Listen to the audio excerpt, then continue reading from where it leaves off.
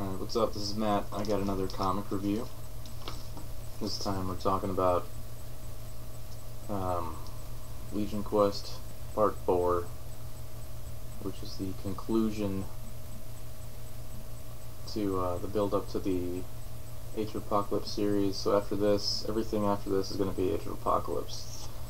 And I love this issue. This was actually the only issue I ever had as a kid of Legion Quest, which makes it pretty nostalgic for me because, you know, this cover is just really iconic. It's a picture of Magneto all torn up holding a dead Xavier, and this is really more or less how Magneto looks in the Age of Apocalypse, which can be a good note to take on it, even though there's not too much of a variation.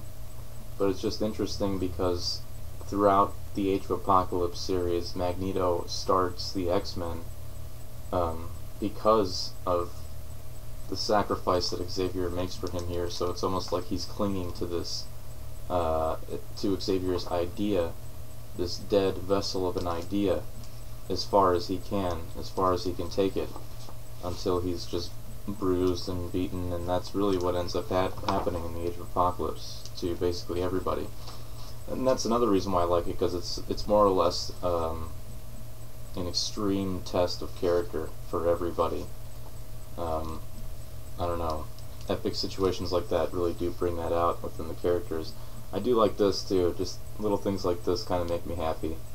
This Mortal Kombat 2 back cover advertisement, it's just kind of funny to me. Anyway, yeah, basically the first page is picking up where we left off in Haifa, which means everybody's freaking out. You got, as you can see, you got Storm, Psylocke, Iceman, and Bishop, and they're all still pretty helpless at this point to protect Mr. Erik Lehnsherr, also known as Magneto, because here on the second page and third page you can see that they are clearly battling it out. Magneto is attempting to break through Legion, looking pretty crazy there, all upside down and in this psionic bubble. Everybody else looking on, dialogue, lots of dialogue. Basically, Psylocke is attempting to locate Charles Xavier in the past version of Charles Xavier, so he can get him to come and help them, because at this point they could use all the help that they can get. But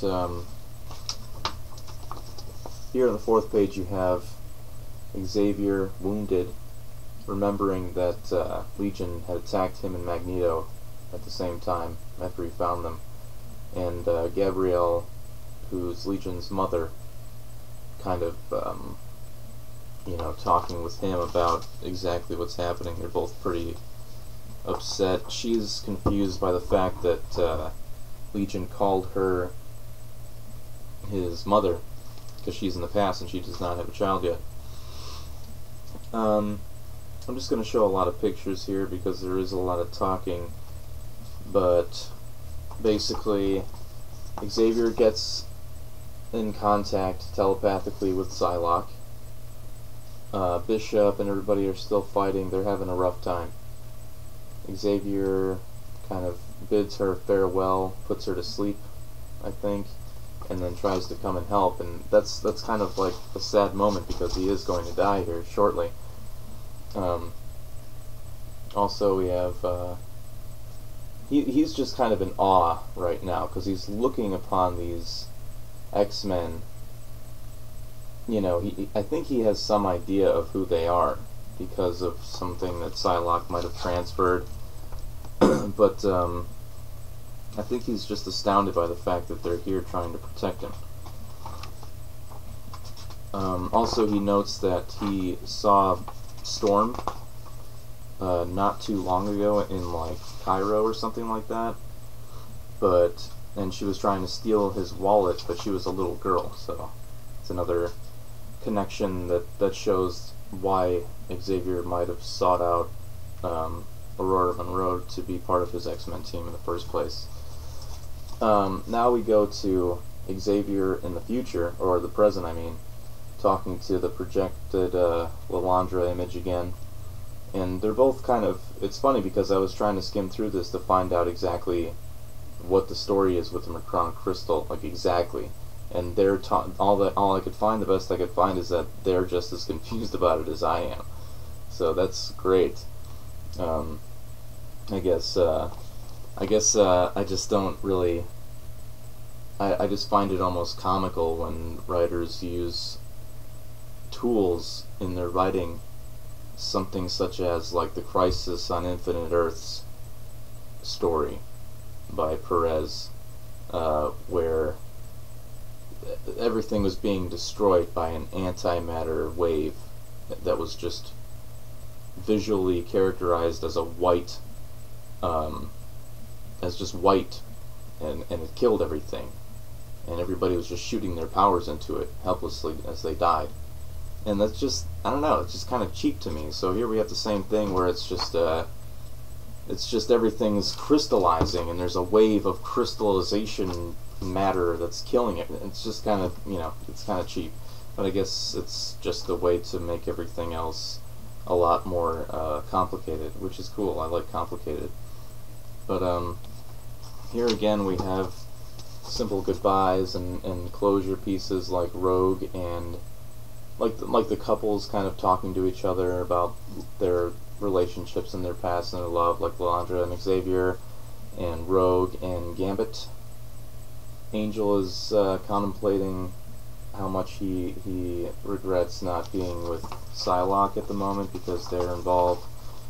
And again, like the Cable issue 20 that I reviewed, we have Cable and Domino together, Beast kind of chilling on the sidelines, Cyclops and Jean Grey, and Angel goes to join them because they're kind of his X-Men first class buddies, Also, I really like this page, because this page, again, I'm unaware of anything that occurs within the X-Men storyline directly before the Legion Quest stuff.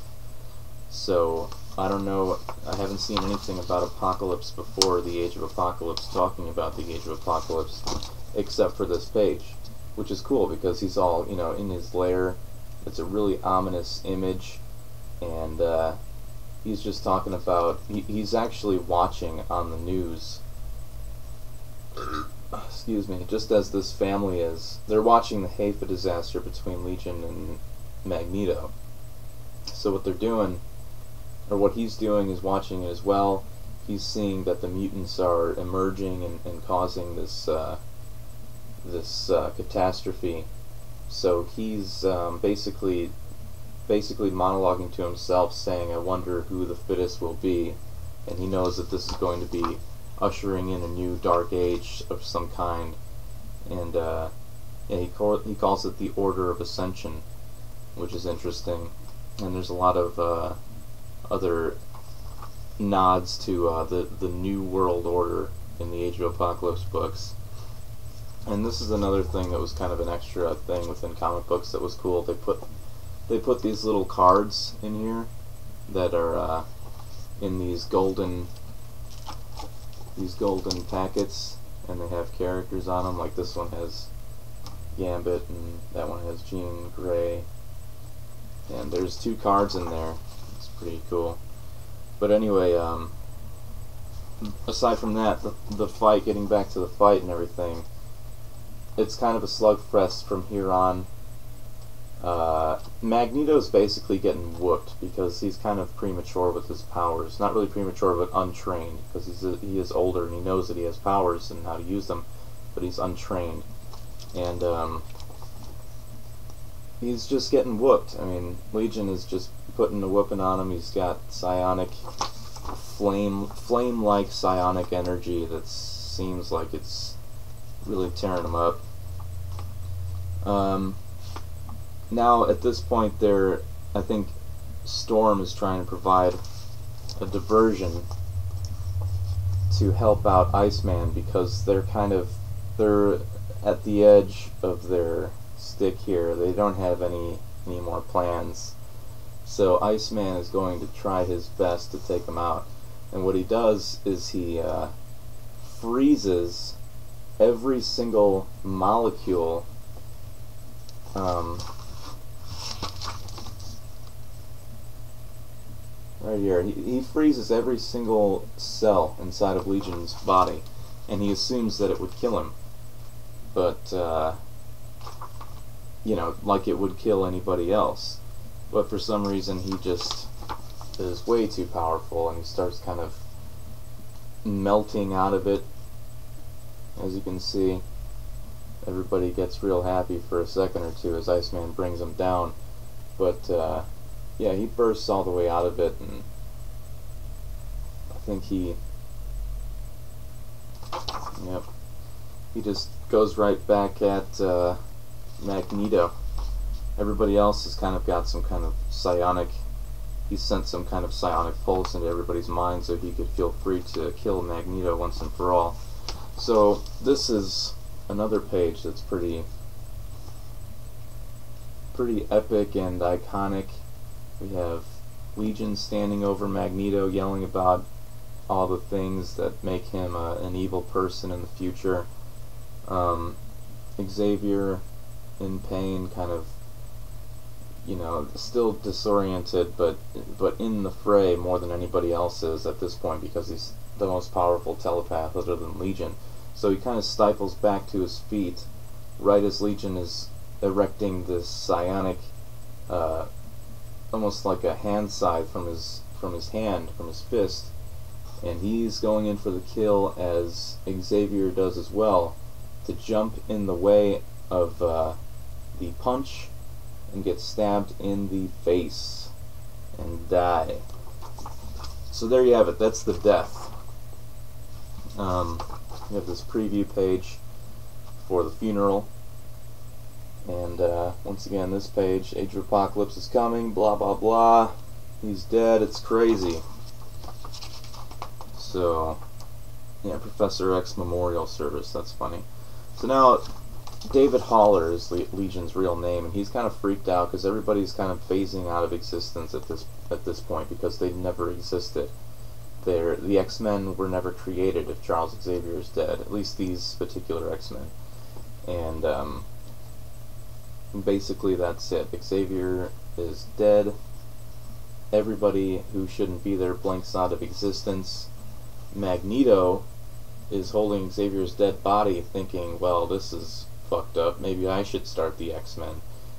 While the future Magneto, or the present Magneto, excuse me, is frozen, or crystallized by the crystallization wave. Him and Exodus and everybody else on their asteroid, or whatever it's called, and they're basically fucked.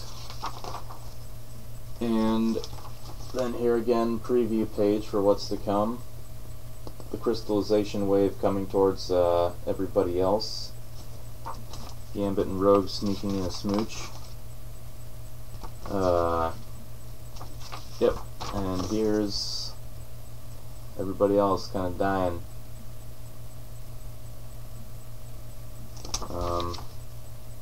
I'm pretty sure that's, well, there's just a lot of, they're showing people basically across the X-Men, X-title gamut being crystallized. I'm not sure if you could pick up who these people are, but you get the idea. I don't want to go through each one of them. And that is the end of the issue.